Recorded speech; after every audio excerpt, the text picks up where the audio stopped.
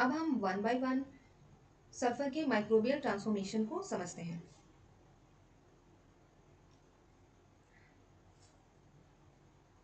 तो सबसे पहले आता है डिकम्पोजिशन। अभी हमने लास्ट स्लाइड में डिस्कस किया डिकम्पोजिशन क्या होता है। Breakdown of organic sulphur compounds.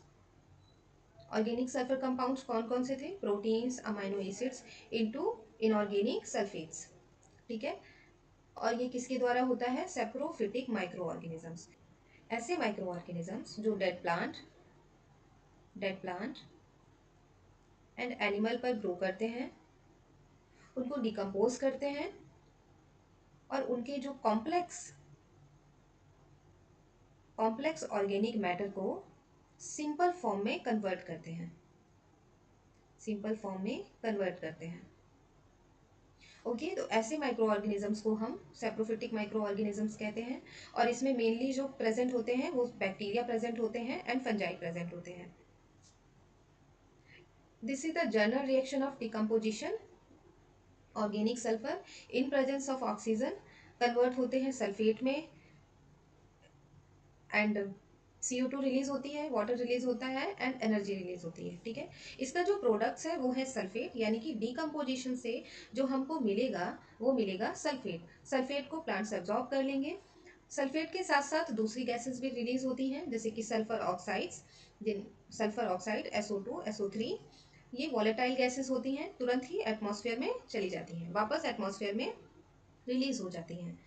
की ऑर्गेनिजम्स कौन से हैं? सॉइल बैक्टीरिया और फंजाई, और we can say saprophytic micro organisms.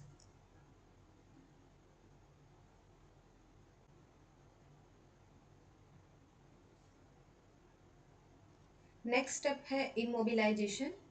Immobilisation का मतलब होता है सॉइल में प्रेजेंट जो सल्फेट फॉर्म है, माइक्रो ऑर्गेनिजम्स जो है इस अवेलेबल इनऑर्गेनिक सल्फर फॉर्म यानी कि सल्फेट को अपने सेल बायोमास को बढ़ाने के लिए अपटेक करने लगते हैं, यूज करने लगते हैं। ठीक है। मतलब जो सॉइल में सल्फेट प्रेजेंट है, इसको माइक्रोब्स अपने बायोमास के बिल्डअप के लिए यूज करने लगते हैं, बायोमास बिल्डअप के लिए यूज करने लगते हैं। तो सॉइल में इसकी जो है कमी हो जाती है, जिससे प्लांट्स जो है इसको अपटेक नहीं कर पाते। ठीक है। तो it causes temporarily unavailability of sulphur for plants. ठीक है। तो इस प्रोसेस को हम इमोबिलाइजेशन कहते हैं। नेक्स्ट है microbial oxidation of sulphur compounds. जब हम ऑक्सीडेशन की बात करते हैं, इसमें कन्वर्जन होता है एलिमेंटल और reduced sulphur compounds into sulphates. ये आपको याद रखना है, क्योंकि एग्जाम में डायरेक्ट ये पूछा जाता है कि reduced sulphur compounds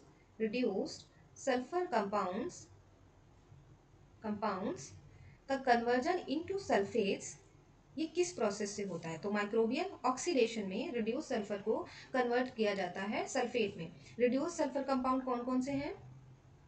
hydrogen sulphide, elemental sulphur. Aerobic oxidation को करने वाले जो लार्ज ग्रुप ऑफ बैक्टीरिया हैं वो है कीमो ऑटोट्रॉफिक बैक्टीरिया एंड थियोसल्फेट्स। ठीक है। अब ये जो ऑक्सीडेशन है वो दो कंडीशंस में प्रेजेंट होता है। मतलब ये ऑक्सीडेशन वाया माइक्रोब्स दो कंडीशन में हो सकता है, aerobic condition and anaerobic condition. ठीक है। तो पहले हम एरोबिक ऑक्सीडेशन की बात करते हैं। ऐसा ऑक्सीडेशन जो ऑक्सीजन की प्रेजेंस में होता है। ठीक है। एरोबिक मतलब ऑक्सीजन की प्रेजेंस में हो रहा है। ऑक्सीडेशन मतलब ऐसी रिएक्शन जिनके परफॉर्म होने से या जिन रिएक्शंस के होने से एनर्जी रिलीज होती है। ठीक है। तो these are energy releasing reactions. जब भी हम माइक्रोबियल फिजियोलॉजी की स्टडी करते हैं तो उसमें हम बैक्टीरिया को दो ग्रुप में डिवाइड करते हैं on the basis of their energy and carbon source utilisation. ठीक है। मतलब उनके कार्बन सोर्स और वो एनर्जी कौन सी यूज कर रहे हैं, उस बेसिस पे माइक्रोब्स को डिवाइड किया गया। अब इस बेसिस पे माइक्रोब्स जो हैं टू डिफरेंट कैटेगरी में डिवाइड किया गया है, autotrophic micro organisms and heterotrophic micro organisms.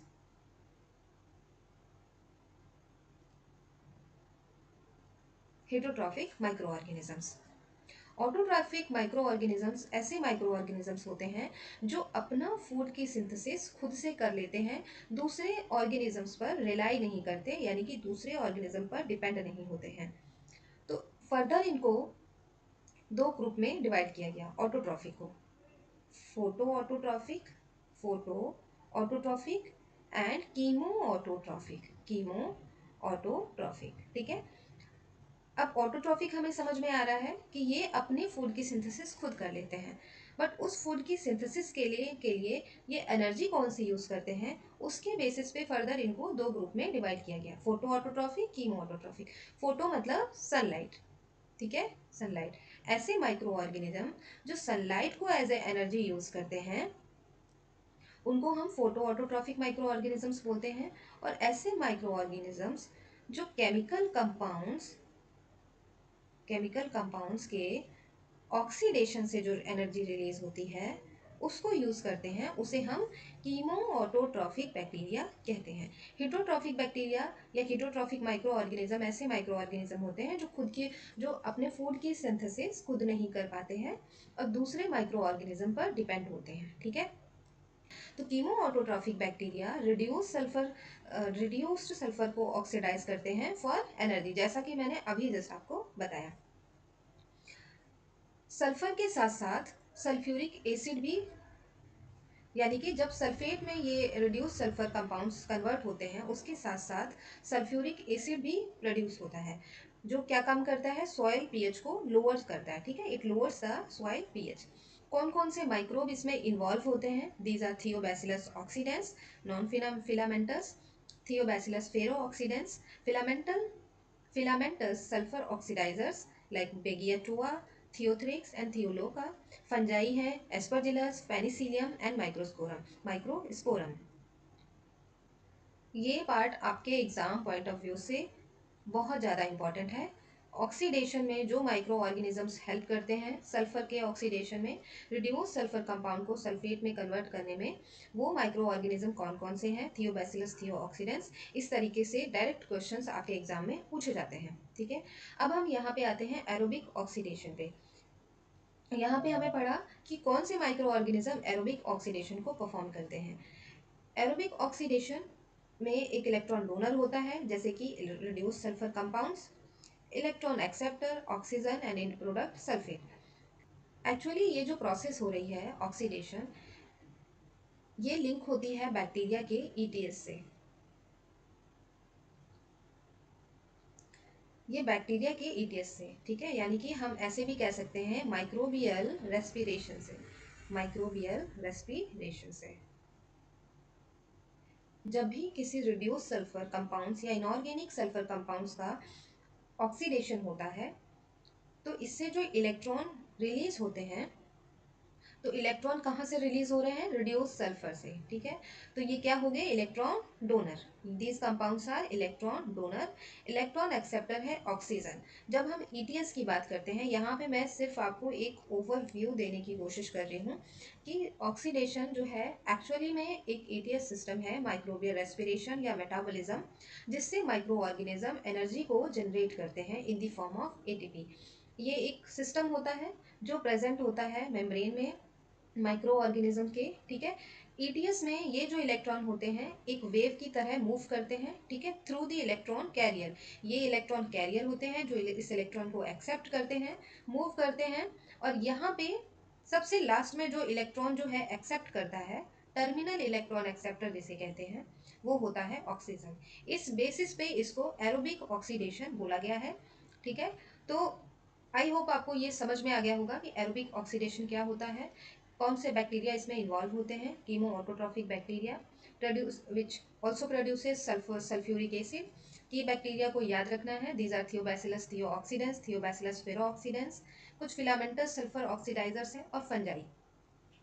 ETS को मैं एक नेक्स्ट क्लास जब पढ़ाऊंगी तो उसमें हम डिटेल में माइक्रोबियल रेस्पिरेशन एंड मेटाबॉलिज्म जब पढ़ेंगे तो उसको हम डिटेल में स्टडी करेंगे कि what actually ETS is. Okay,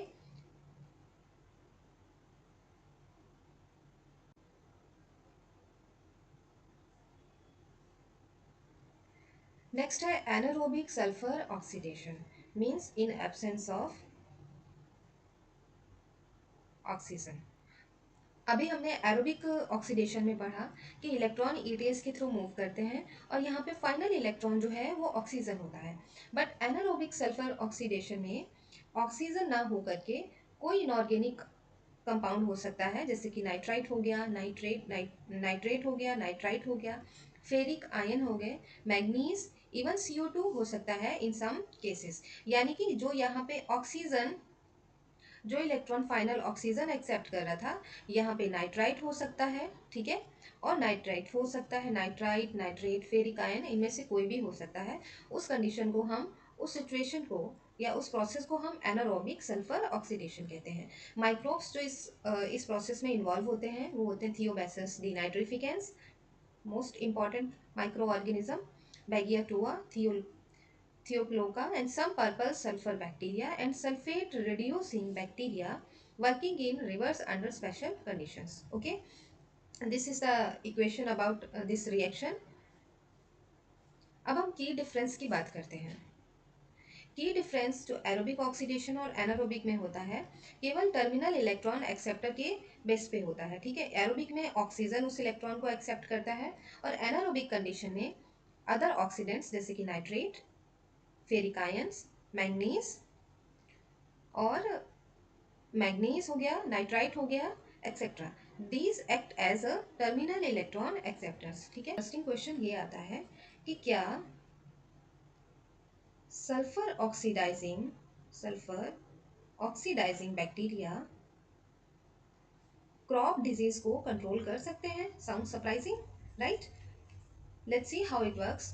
थियोबैसिलस Thiobacillus बहुत इंपॉर्टेंट रोल प्ले करते हैं, क्योंकि थियोबैसिलस जो है ये रिड्यूस्ड सल्फर कंपाउंड्स को कन्वर्ट करते हैं सल्फेट में, ठीक है, सल्फेट में।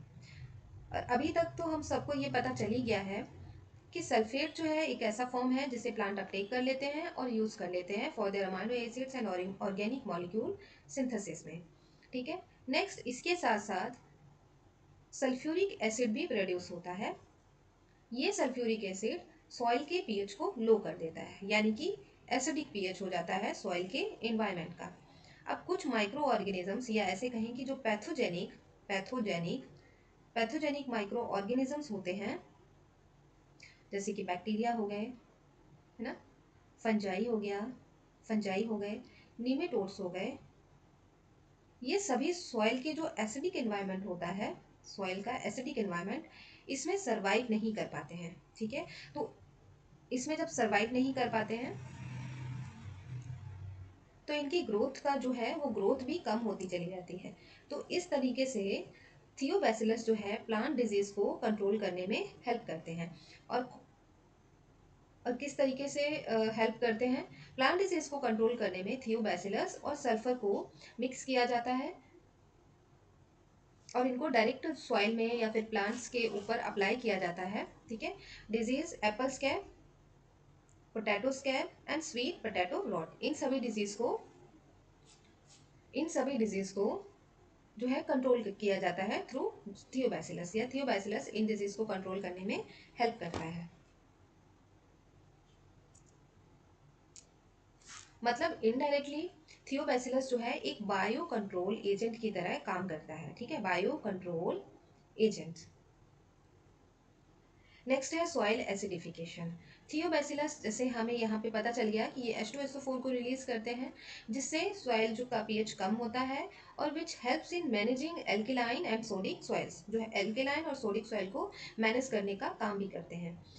एसिडिक पीएच से या एसिडिफिकेशन से बहुत सारे जो न्यूट्रिएंट्स हैं उनका रिलीज भी ये, या उनकी अवेलेबिलिटी को भी बढ़ाते हैं, ठीक है। जैसे कि फॉस्फोरस हो गया, potassium, calcium, manganese, aluminium and magnesium. For example, जब फॉस्फोरस की हम बात करते हैं, नॉर्मल कंडीशन में सॉइल में फॉस्फोरस जो है वो इनसोल्यूबल फॉर्म में प्रेजेंट होता है। इनसोल्यूबल फॉर्म, ऐसा फॉर्म, इस फॉर्म को प्लांट्स जो है अब्जॉर्ब नहीं कर पाते हैं। एक्चुअली इस फॉर्म में ये कैल्शियम एंड एल्यूमिनियम के साथ बाइंड हो जाता है, ठीक है, और इस फॉर्म को प्लांट्स जो है अपटेक नहीं कर पाते हैं। एसिडिक पीएच में ये जो बाइंडिंग है ये लूज होने लगती है, ठीक है, फॉस्फोरस रिलीज हो जाता है, सल्यूबल फॉस्फेट फॉस्फोरस बन जाता है, जिसको जिसको प्लांट्स जो हैं अपटेक कर लेते हैं। तो इस तरीके से सॉल्युबलाइजेशन इनहेंस होता है सॉइल के एसिडिफिकेशन से या थियोबैसिलस के थियोबैसिलस के एप्लीकेशन से, थियोबैसिलस की एप्लीकेशन से। नेक्स्ट है बायो सुपर फर्टिलाइजर प्रोडक्शन। ये काम करता है बायो फर्टिलाइजर्स के जैसे भी। ऑस्ट्रेलिया बायो सुपर में रॉक फॉस्फेट होता है, थियोबैसिलस थियोऑक्सीडेंस स्पीसीज और सल्फर, इन तीनों को मिक्स किया जाता है, सॉइल में अप्लाई किया जाता है, जिससे प्लांट डिजीज कंट्रोल होती है, सॉइल एसिडिफिकेशन से एल्किलाइन सोडिक सॉइल का मैनेजमेंट होता है और मिनरल की अवेलेबिलिटी बढ़ जाती है। ठीक है। लिपमैन कंपोस्ट प्रोसेसेस, इस कॉन्सेप्ट को लिपमैन ने दिया था, इसीलिए इसको लिपमैन कंपोस्ट प्रोसेस कहते हैं, जिसमें सॉइल के मिक्सचर में मैन्योर, एलिमेंटल सल्फर और रॉक फॉस्फेट को भी मिक्स किया जाता है, सॉइल में अप्लाई किया जाता है, जिससे हमें ये सारे जो पॉइंट्स हैं इनमें इन्हेंसमेंट देखने को मिलती है, डिजीज कंट्रोल कम होता है, मतलब डिजीज को काफ़ी हद तक कम किया जाता है, सॉइल एसिडिफिकेशन।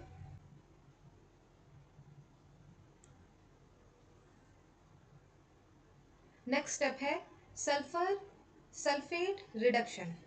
सल्फेट का कन्वर्जन सल्फेट सल्फेट का कन्वर्जन इनटू हाइड्रोजन सल्फाइड। ठीक है, इसका conversion into hydrogen sulphide.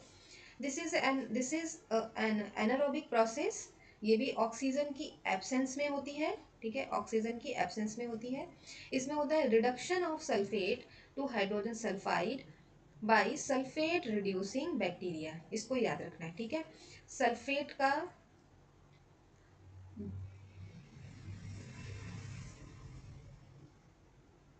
Hydrogen sulphide का कन्वर्जन इनटू सल्फेट, ये होता है sulphate oxidising oxidising bacteria,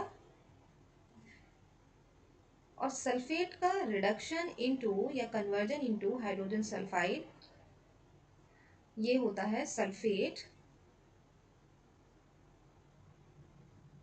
reducing bacteria. Water locked condition में, फ्लडेड कंडीशन में एंड एनारोबिक सॉइल कंडीशन में, जैसे कि पैडी फील्ड्स हो गया, मार्शेस हो गए, इस कंडीशंस में सल्फेट रिडक्शन देखने को मिलता है।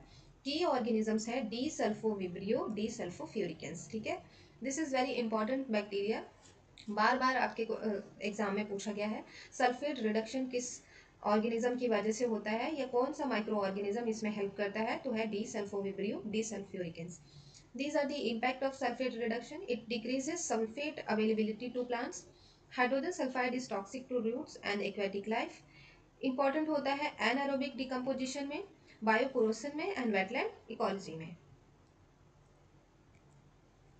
This is the summary table of quick revision. ठीक है, यहाँ से हम सारे जितने भी स्टेप्स अभी तक हमने माइक्रोबियल ट्रांसफॉर्मेशन में पढ़े हैं क्विकली रिवाइज कर लेंगे कि मिनरलाइजेशन क्या होता है, मिनरलाइजेशन या डीकम्पोजिशन। ठीक है, डीकम्पोजिशन, जिसमें हम ऑर्गेनिक सल्फर का कन्वर्जन देखते हैं इनटू सल्फेट, और ये किसके द्वारा होता है, माइक्रोब्स जो इन्वॉल्व होते हैं, these are soil bacteria and fungi. जो एंड प्रोडक्ट्स इस रिएक्शन से रिलीज होता है वो होता है सल्फेट। नेक्स्ट है इमोबिलाइजेशन। इमोबिलाइजेशन में प्लांट्स के लिए सॉइल में प्रेजेंट सल्फेट की जो अवेलेबिलिटी है वो कम हो जाती है, क्योंकि इस सल्फेट को प्लांट्स जो है ऑर्गेनिक सल्फर कंपाउंड्स बना सॉरी माइक्रोब्स जो है वो ऑर्गेनिक सल्फर कंपाउंड्स बनाने के लिए यूज करने लगते हैं। तो इसमें ओवरऑल माइक्रोबियल बायोमास में इंक्रीजमेंट होता है। नेक्स्ट है ऑक्सीडेशन, जिसमें रिड्यूस्ड सल्फर कंपाउंड्स को सल्फेट में कन्वर्ट किया जाता है। Microbes involve Thiobacillus, Beggiatoa, fungi, and जो की प्रोडक्ट्स इससे रिलीज होते हैं these are sulphate and hydrogen and sulphuric acid. इस सल्फ्यूरिक एसिड की वजह से सॉइल का पीएच जो है एसिडिक होता है, जिससे डिजीज कंट्रोल में डिजीज कंट्रोल, मिनरल अवेलेबिलिटी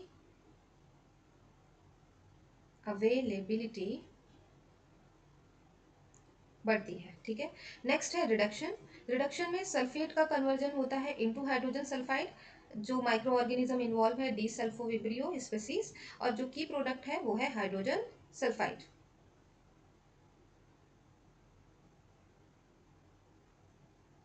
आपको ये सेशन यूजफुल लगा हो तो प्लीज़ इसको लाइक करिएगा, अपने फ्रेंड्स के साथ में शेयर करिएगा।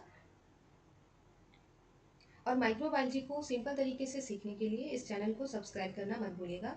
Thank you very much. I see you in the next class. Till then keep learning and keep revising.